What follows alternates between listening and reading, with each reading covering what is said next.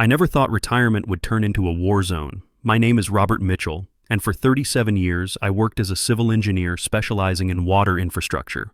I'd built municipal water systems across 3 states, designed emergency supply networks, and consulted on drought management projects. When I finally hung up my hard hat at 62, I bought 10 acres of beautiful land in Meadowbrook Estates, a quiet subdivision just outside Austin, Texas. The property came with something special that made my engineer's heart sing. A natural artesian well that had been there since the 1890s, documented in county records, flowing with crystal clear water that had sustained 3 generations of families before me.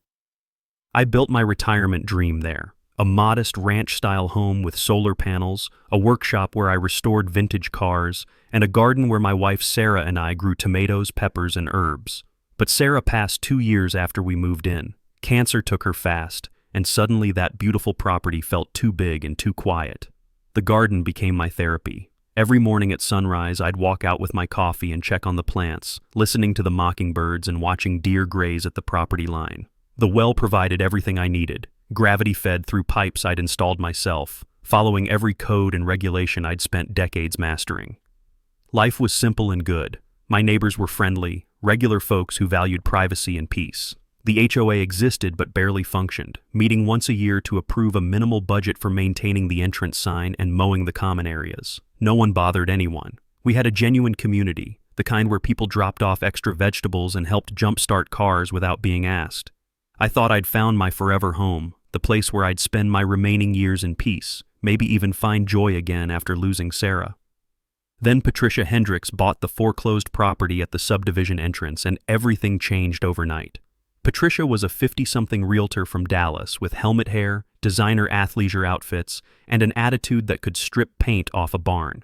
Within 2 weeks of moving in, she'd volunteered to revitalize the HOA, gotten herself elected president in a meeting that only 4 people attended, and immediately started creating problems where none existed. She printed glossy newsletters. She organized mandatory community meetings. She created a Facebook group where she posted passive-aggressive reminders about trash can placement and mailbox colors. But she saved her special attention for me. It started small, notices in my mailbox about my unapproved workshop color even though it was there before she arrived, complaints about my truck being commercial-looking even though it was just a regular F-150. I ignored it, figured she'd burn out like most HOA tyrants do. I'd seen her type before on job sites, people who needed to control everything because their own lives felt chaotic. I tried to be kind, even friendly. I invited her to take tomatoes from my garden. I offered to help fix her sprinkler system when I noticed it spraying sideways. She responded by declaring war on my well. One morning I found an official-looking letter on my door, fancy letterhead and everything. The HOA, meaning Patricia, had hired an attorney. The letter claimed my well was an unapproved water source that violated subdivision covenants. It demanded I cease using it immediately and connect to the municipal water line like everyone else. I read that letter 3 times, my engineering mind analyzing every ridiculous word. The well had been there for over a century. The property deed specifically mentioned water rights. The subdivision plat from 1968 clearly showed the well and granted easement access. This wasn't a legal gray area. It was documented fact. I made copies of everything: the original land survey, the well inspection reports, the county records, the deed with its explicit water rights clause. I wrote a polite, detailed response explaining the well's legal status and my rights as a property owner. I even included a professional water quality report showing my well water exceeded EPA standards. I thought documentation would end this nonsense. I thought reason would prevail. I had no idea I was dealing with someone who saw facts as obstacles to be bulldozed rather than truths to be acknowledged. Patricia's response arrived within 48 hours. This time, the letter threatened daily fines of $500 if I didn't comply within 30 days. $500 per day for using a water source that legally belonged to me, that had existed longer than the subdivision itself. I felt something I hadn't felt since Sarah's diagnosis: genuine fear. Not fear of Patricia, but fear that the life I'd carefully rebuilt was about to be destroyed by someone's petty need for control. I was 73 years old, living on a fixed income, and suddenly facing financial ruin because a bored realtor needed a hobby.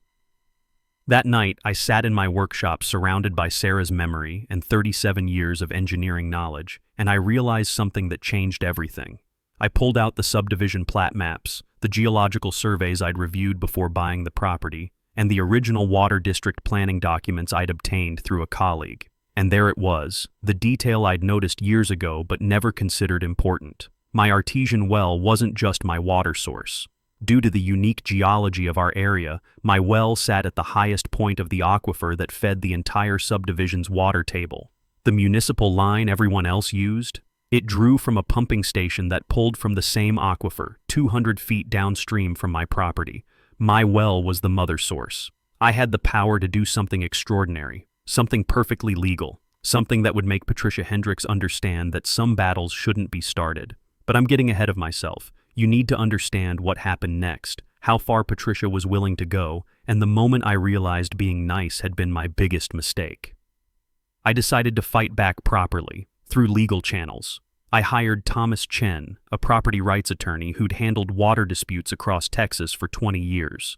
Thomas reviewed my documentation, smiled that confident lawyer smile, and told me we had an airtight case. The well was grandfathered, the deed was explicit, and Patricia's HOA had no legal standing whatsoever.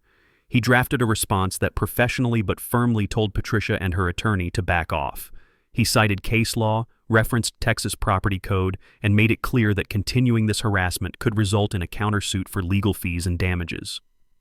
Thomas sent the letter via certified mail. I felt relieved, vindicated even.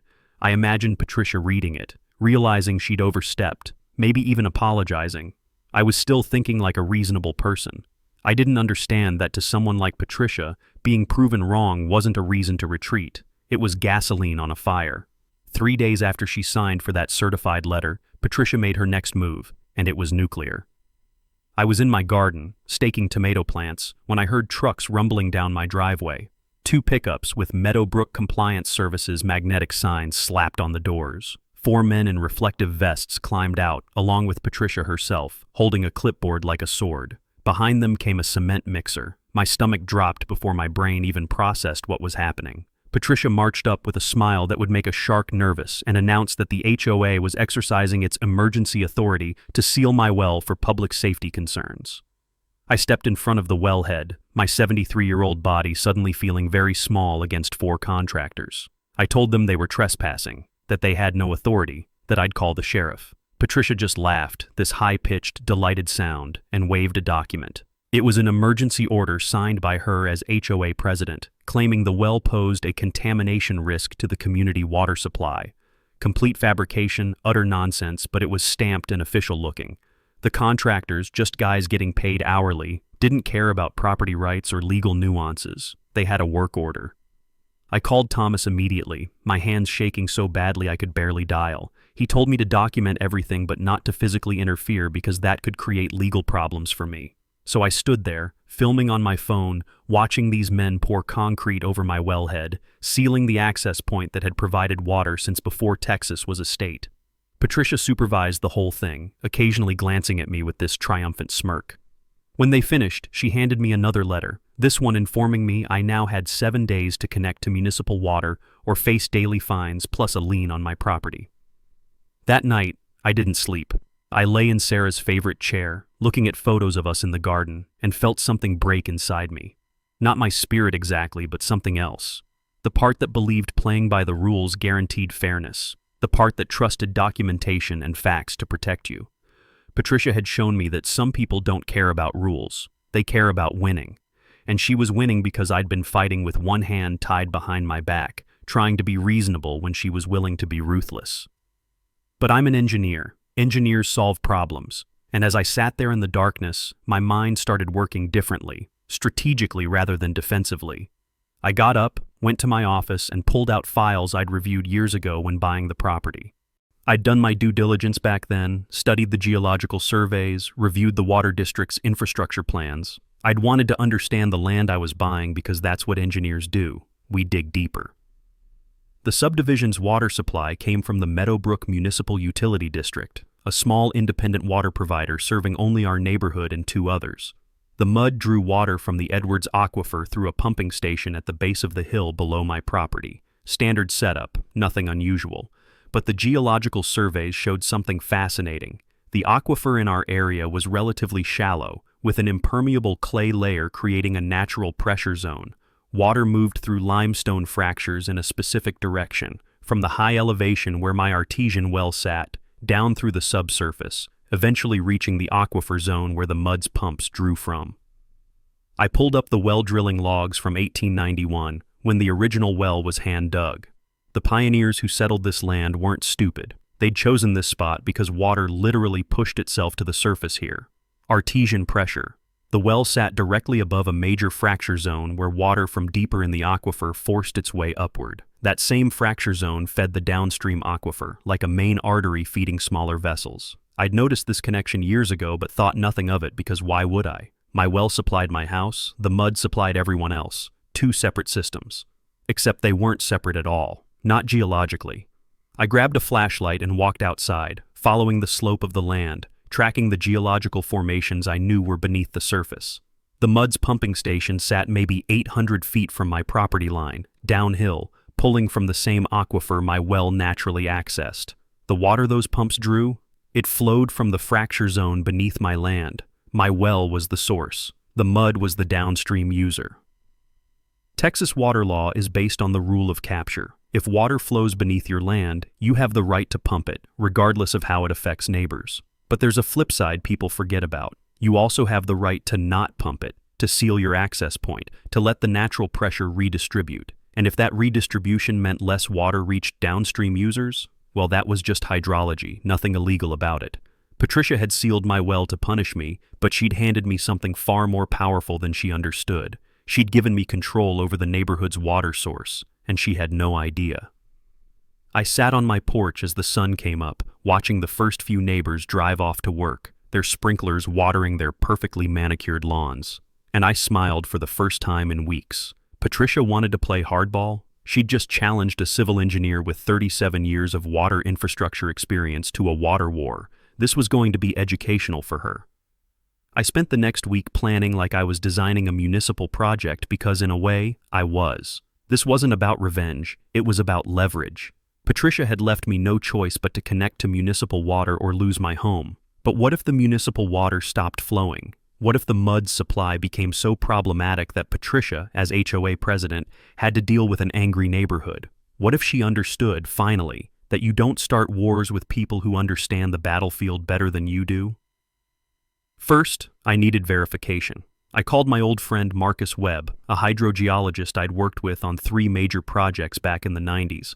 Marcus was retired now, living in New Mexico, but still sharp as a tack. I explained the situation, sent him the geological surveys and well logs, and asked him to model the aquifer flow for me. 3 days later, he called back with data that was even better than I'd hoped. The fracture zone beneath my property was the primary recharge point for the shallow aquifer the mud accessed. My artesian well was like a pressure relief valve. With it sealed, water pressure in the fracture zone would increase, but flow to the downstream aquifer would decrease by an estimated 30 to 40% over 3 to 4 weeks. Natural redistribution through geological processes, nothing artificial or illegal about it. The second piece was understanding the mud's infrastructure. I filed a public information request for the Water District's engineering reports, production logs, and system capacity documents. All public record, all completely legal. What I learned was fascinating and troubling. The Meadowbrook mud was operating near capacity during peak summer months. They had minimal reserve capacity and no secondary water source. The system had been designed in 1972 for a subdivision of 50 homes, but through the years, annexations had added nearly 100 more properties. They were maxed out, relying on consistent aquifer flow to meet demand. If that aquifer flow dropped by 30% during peak summer usage, the system would experience pressure drops, intermittent service, and potential contamination risks from back siphoning. The mud would have to implement water restrictions, possibly even declare a shortage emergency. None of it would be my fault. I wouldn't be doing anything except leaving my well sealed exactly as Patricia demanded. The consequences would be entirely natural, just geology and hydrology doing what they do. But I needed one more element, documentation. I wasn't going to do anything that could come back on me legally, so I hired a different engineering firm, one Patricia had never heard of, to conduct an independent hydrogeological assessment of my property. I told them I was considering drilling a new well and needed to understand the aquifer. They spent 2 days running tests, analyzing the geology, and producing a comprehensive report. That report confirmed everything Marcus had told me and added one crucial detail I could use. The report noted that the sealed well was preventing natural pressure relief in the fracture zone and recommended either unsealing it or drilling a relief well to maintain aquifer health.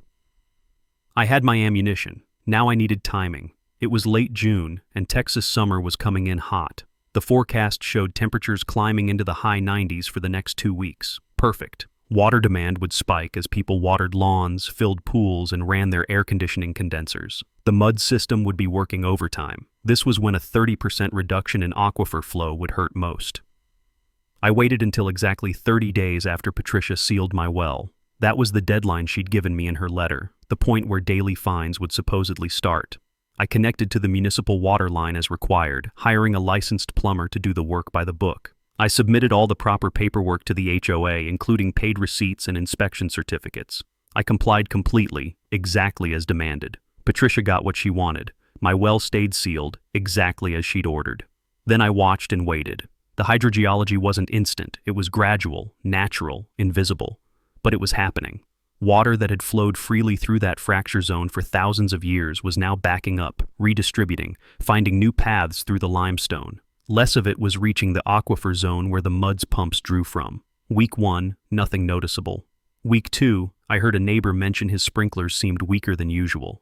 Week 3, the posts started appearing in Patricia's HOA Facebook group. People complaining about water pressure. Someone mentioned their shower barely worked in the morning. Another person noted their irrigation system was taking twice as long to water their lawn. By week 4, the situation was critical. The mud sent out an emergency notice. Water usage restrictions due to supply issues. No lawn watering except between 7 to 9 p.m. No pool filling. No car washing. The neighborhood lost its mind. Patricia's Facebook group exploded with angry posts. People demanding answers, wanting to know why they were suddenly living with third world water service. Property values were being discussed. People were talking about lawsuits against the mud. And Patricia, as HOA president, was suddenly the lightning rod for all that anger. She held an emergency HOA meeting at the community center. I didn't attend, I didn't need to, but I heard about it from my neighbor Frank, a friendly accountant who'd always been kind to me. According to Frank, Patricia spent 2 hours getting absolutely hammered by angry homeowners. People demanded she do something. They wanted her to fix this immediately. Someone suggested hiring attorneys to sue the water district. Another person proposed switching to a different water provider, not understanding that wasn't physically possible without spending millions on new infrastructure. Patricia promised solutions. She swore she'd handle it. She was the leader, she'd say, and leaders lead. But I knew something she didn't yet. She couldn't fix this. The mud couldn't fix this. The only person who could restore normal water flow to the neighborhood was the man whose well she'd sealed out of spite, and I was going to make absolutely certain she understood that before I even considered helping. The war was just beginning, and Patricia was finally starting to realize she'd picked the wrong enemy. The situation deteriorated rapidly. By week 6, the water restrictions had escalated from voluntary to mandatory, enforced with actual fines from the mud. People couldn't water their expensive landscaping, and in the brutal Texas summer, yards that homeowners had spent thousands of dollars developing turned brown and crispy. The neighborhood started looking shabby, dried out, desperate. I wondered if Margaret was watching. I wondered if she was starting to put the pieces together. Tom called me that evening. "Marcus, man, you need to hear this. Margaret is losing it. She called an emergency HOA board meeting tonight, and I'm on the board, so I was there. She's convinced that someone is sabotaging the water supply. She mentioned your property specifically, said she thinks you're doing something to cause this." I kept my voice calm. "What could I possibly be doing? I'm just living on my land." Tom laughed. "That's what I said. But she's desperate. She's talking about hiring a private investigator, getting the county to inspect your property, even trying to get media attention on you." This was it, the moment I'd been waiting for. Margaret was about to make a public accusation which would give me the perfect opportunity to reveal the truth. But it had to be done right. I called Daniel and told him everything. There was a long silence on the phone. Finally, he spoke. "Marcus, this is the most elaborate property rights demonstration I've ever seen. It's legal. It's brilliant. But you need to be ready for the fallout. When the truth comes out, there's going to be anger." I was ready. I'd been documenting everything. Photos, videos, water flow data, geological reports, and every single piece of harassment from Margaret. I had a complete timeline showing how her illegal actions had triggered my legal response. But before I could make my move, Margaret made hers. She called a public town hall meeting, inviting everyone in Riverside Estates, local officials, media, and yes, even me. The invitation was hand-delivered to my door by a process server. It wasn't just an invitation, it was a summons to what she clearly expected to be my public humiliation. The town hall was held at the community center on a Thursday evening. I arrived early with Daniel and Dr. Mitchell. The room was packed. Residents, reporters, county officials, and there, at the front table, sat Margaret with her legal team and several HOA board members. She was wearing her power suit, her hair perfect, her makeup flawless. But I could see the stress in her eyes, the dark circles poorly concealed by concealer, the slight tremor in her hand as she organized her papers. Margaret started the meeting with a presentation. She had graphs showing water pressure over time, testimonials from residents, and then her bombshell. She put up a satellite image of the area with my property highlighted. Ladies and gentlemen, I believe we've identified the source of our water crisis. This property, owned by Marcus Chen, sits at a critical location in our watershed. Recent construction on his land, done conveniently during our water shortage, has disrupted the natural water flow that feeds our municipal system. The room erupted in angry murmurs. People were looking at me. Margaret continued, her voice rising with righteous indignation. Mr. Chen has refused to cooperate with community standards, has ignored reasonable requests, and now his selfish actions are affecting the safety and property values of over 200 families. I'm calling on the county to investigate immediately and to force remediation of whatever he's done to our water supply.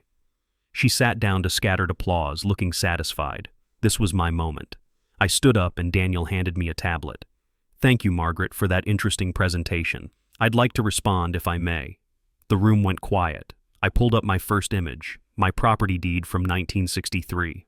Let's establish some facts. My property predates Riverside Estates by 42 years. I own full water and mineral rights. The well on my property is registered, legal, and has been in operation since the 1960s.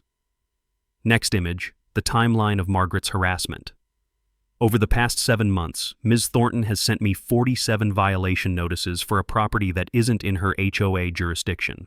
She filed false contamination reports, impersonated county officials, and filed frivolous lawsuits, all documented. I could see Margaret's face reddening. Next image, the water flow analysis. Here's what Ms. Thornton doesn't understand about water rights. My property naturally recharges the aquifer that feeds your municipal system. I'm not taking your water. My land provides your water. The room was dead silent now. I pulled up the construction permits. The retention ponds and water management system I installed are completely legal. They're for agricultural water conservation, which is my right as a landowner. However, they do affect how quickly water recharges the aquifer below. I paused, letting that sink in. A woman in the front row gasped. Wait, are you saying you caused this water shortage on purpose? I looked directly at Margaret. I'm saying that when someone spends 7 months trying to illegally seize my water rights, harassing me, filing false reports, and impersonating officials, I decided to exercise my legal rights to manage water on me. The town hall descended into chaos. County officials were demanding answers. Residents were yelling questions. Reporters were frantically taking notes. Margaret's lawyer was trying to argue something about water rights law, but Daniel shut him down with citations from Colorado property statutes. The fire marshal pulled me aside and asked, point blank, can you restore the water flow? I nodded, within 48 hours of reaching an agreement. Margaret tried to maintain control, but her support was crumbling. Tom Patterson stood up, addressing the room. I've watched Margaret harass Marcus for months. My grandfather sold him that property, and I know for a fact it has ironclad water rights. Maybe instead of attacking him, we should be thanking him for not completely shutting down the recharge zone, which he legally could do permanently. Other voices joined in. A man named Robert Chen, no relation, pointed out that Margaret had raised HOA fees 3 times in 6 months. A woman named Lisa Martinez mentioned that Margaret had been trying to force cosmetic changes on properties that were costing residents thousands. The meeting ended without resolution, but the damage to Margaret's authority was done. Over the next 3 days, I received dozens of calls and visits. Some were from angry residents threatening legal action, but more were from people apologizing, saying they'd had no idea about the harassment I'd endured. Several offered to testify on my behalf if needed. The media coverage was intense. Jennifer Hayes interviewed me for a follow-up piece. I laid out the complete timeline, showed her the fake county seal incident, the fraudulent contamination reports, everything. Her story was titled, Water Wars, When HOA Power Goes Too Far. On the fourth day after the town hall, I received a call from an attorney I didn't know. His name was Richard Lawson, and he was representing the Riverside Estates HOA, but not Margaret personally. Mr. Chen, I've been hired by the HOA board to resolve this situation. After reviewing everything, including Ms. Thornton's actions, the board has asked me to negotiate a settlement. I listened as he outlined their proposal. Margaret would resign as president immediately, drop all legal actions against me, issue a public apology, and the HOA would create a formal agreement acknowledging my property's independence from all HOA regulations. In return, I would restore the water recharge within 1 week and agree not to pursue criminal charges for the fake county seal incident. What about my legal costs? I asked. Richard sighed. The HOA will reimburse you $25,000 for legal fees incurred due to Ms. Thornton's actions. Additionally, Ms. Thornton personally will pay an additional $1,000 from her own funds. It was a good offer, better than I'd expected. I need the apology to be specific. She needs to acknowledge that she harassed me, filed false reports, and attempted to illegally seize my property rights. Richard agreed. I'll draft the language for your approval. 2 days later, the Riverside Estates HOA held another meeting. This time, Margaret wasn't sitting at the front table. She was in the audience, looking small and defeated. The new interim president, a retired engineer named Patricia Wolf, read the settlement terms aloud. Then Margaret was asked to stand. Her voice was barely a whisper as she read from a prepared statement. I, Margaret Thornton, apologize to Marcus Chen for my actions over the past 7 months. I wrongly harassed him, filed false reports, and attempted to infringe on his legal property rights. My behavior was unacceptable and not reflective of the values Riverside Estates should represent. I am resigning as HOA president effective immediately. The room was silent. No one clapped. Margaret sat down, and for a moment I almost felt sorry for her. Almost. Patricia continued, Mr. Chen has agreed to restore the natural water flow to the aquifer. Work will begin tomorrow. She looked at me and nodded respectfully. I nodded back. The next morning, Jake Morrison and his crew returned to my property. We modified the retention system, creating controlled overflow channels that would allow water to seep back into the aquifer at natural rates. Dr. Mitchell supervised the work to ensure we optimized the recharge while still maintaining some water conservation benefits for my own land.